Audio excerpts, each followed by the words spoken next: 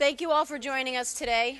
We were here a few short weeks ago, which seems like a year, but it was only 2 months, to discuss the House and Senate Republicans' 5 sensible fixes to our campaign finance law, which is clearly broken, to close loopholes and once again eliminate our pay-to-play systems.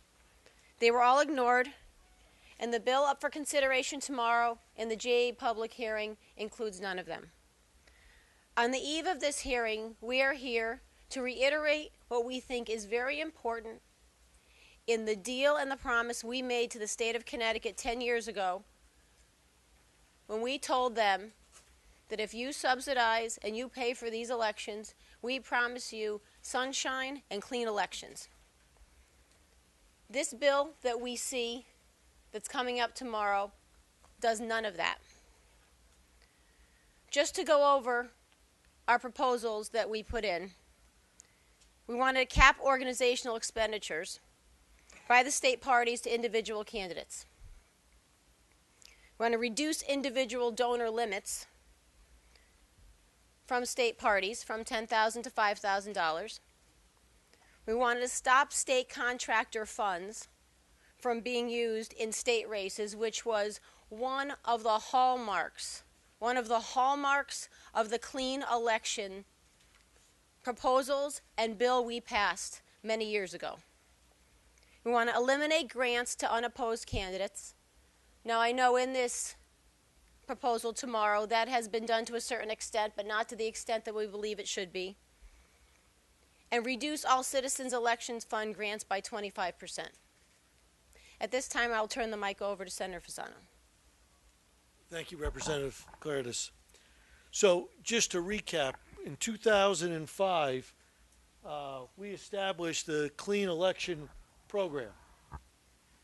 And just 3 days after that 2010 primary, the Democrats came in, majority party, and through Governor Rell, who vetoed the bill, doubled the funds to $6 million in order for Governor Malloy to have sufficient funds, they argued, to advance to be our governor. Then the governor tried unsuccessfully on his own accord to allow publicly financed candidates to raise unlimited funds from special interest folks who were facing high spending opponent. That bill never went anyplace, but that was another attempt to take this act down. Then the Democrats voted recently to allow organizational expenditures from State Central to be used, double the individual contributions to PAC and party committees, including the federal accounts, and allow the organizational expenditures to be used for negative campaigning. Then we had the issue with the federal election where the state party used the money to get a quote-unquote get the vote out, but essentially was a Governor Malloy campaign piece, which everyone knows is currently being looked at by the SEC. But these attacks is what took a clean campaign bill and has really muddied the water.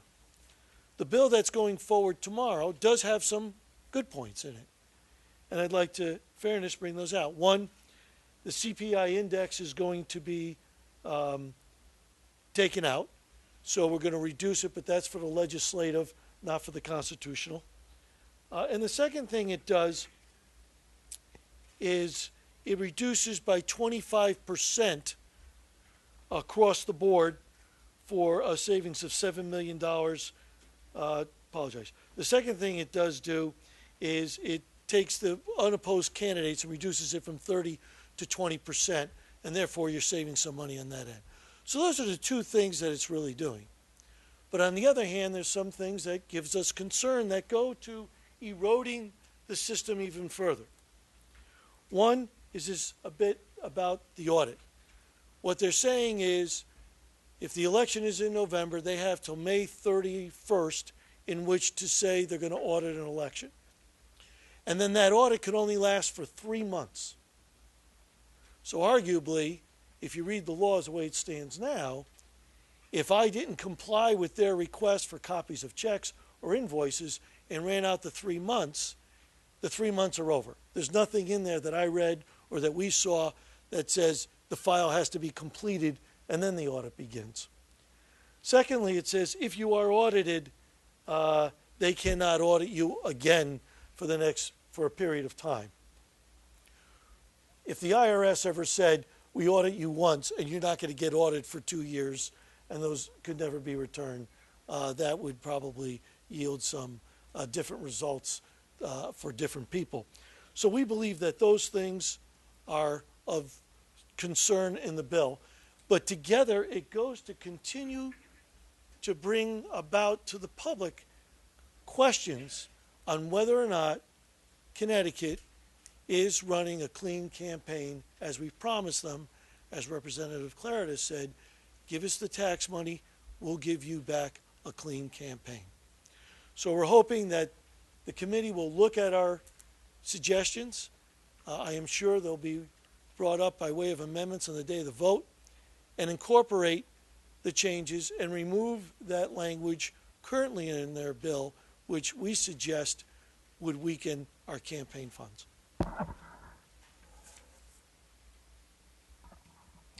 We're certainly here to answer any questions that you might have.